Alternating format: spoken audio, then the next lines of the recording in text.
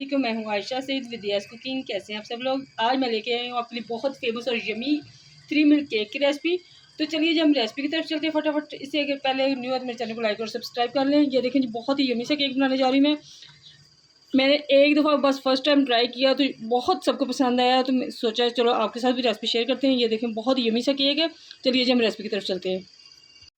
चलिए जी हम रेसिपी की तरफ चलते हैं। सबसे पहले अगर आप न्यू है तो मेरे चैनल को लाइक और सब्सक्राइब कर लें ताकि मेरी हर आने वाली नई वीडियो आपको मिलती रहे। सबसे पहले हमने लेना है 1 कप मैदा और इसमें 1 छोटा चम्मच जो है टीस्पून बेकिंग पाउडर ऐड करके इसको हमने कर लेना है स्टेन अच्छी तरह से।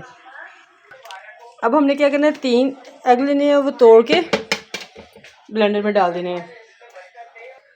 3 एग हमने तोड़ कर डाल दिए। अब आधा कप ऑयल और आधा कप ही चीनी हमने इसमें डालकर इसको अच्छी तरह से ब्लेंड कर लेना है।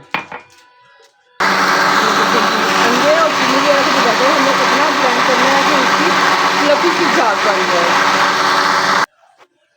बिस्मिल्लाहिर्रहमानिर्रहीम। माशाल्लाह माशाल्लाह। ये देखें जी जो हमारा अंडे का बैटर है वो रेडी हो गया है और काफ़ी फ्लफी सा भी हो गया है। अब इसको हम एक बाउल में निकालेंगे अच्छे से। अब हमने जो मैदा स्टेन करके लेदर से रखा था वो इसमें आहिस्ता आहिस्ता से ऐड करते जाएंगे और इसको मिक्स करते जाएंगे हल्के हाथ से। अब इसको हमें बीट करने या मिक्स करने की यानी मिक्सर से ज़रूरत नहीं, बस हल्के हाथ से हमने इसको ऐसे मिक्स कर लेना। बस बैटर हमारा अच्छा सा मिक्स हो गया। अब इसमें 1 से 2 ड्रॉप बस हमने डाले वनीला एसेंस के और इसको भी अच्छी तरह से मिक्स कर देना है। जी माशाल्लाह माशाल्लाह बहुत ही स्मूदी सा जो बैटर है वो रेडी हो गया है।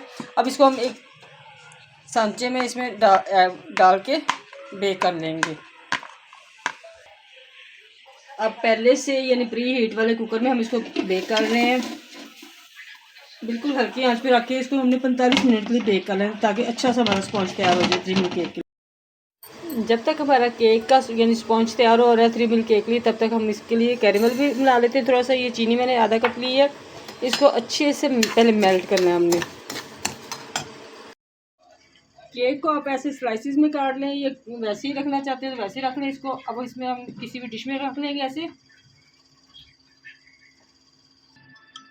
अब हमने जो ये मिल्क वाला कप रेडी करके रखा था सारा इस पर आहिस्ता आहिस्ता से ऐसे डाल देना ताकि अच्छी तरह से हमारा जो केक है इसके अंदर डिप हो जाए।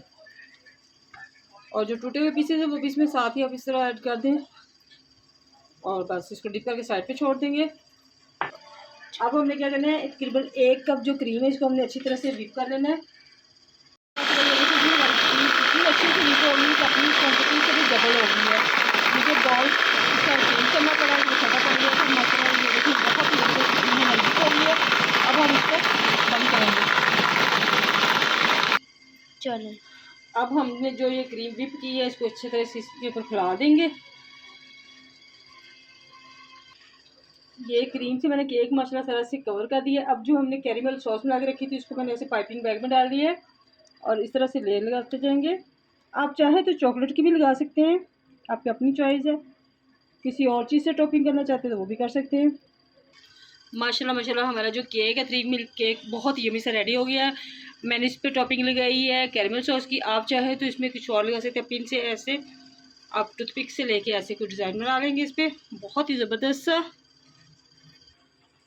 माशाल्लाह माशाल्लाह। ये देखें जी हमारा 3 मिल्क केक जो है बहुत ही यमी सा ज़बरदस्त सा रेडी हो गया है। आप भी ज़रूर ट्राई कीजिएगा, यकीनन सबको बहुत पसंद आएगा। मेरी वीडियोज़ अगर आपको अच्छी लग रही हो तो फीडबैक ज़रूर दीजिएगा। मुझे अब इजाज़त दीजिए, दुआ में याद रखिएगा। अल्लाह हाफिज़।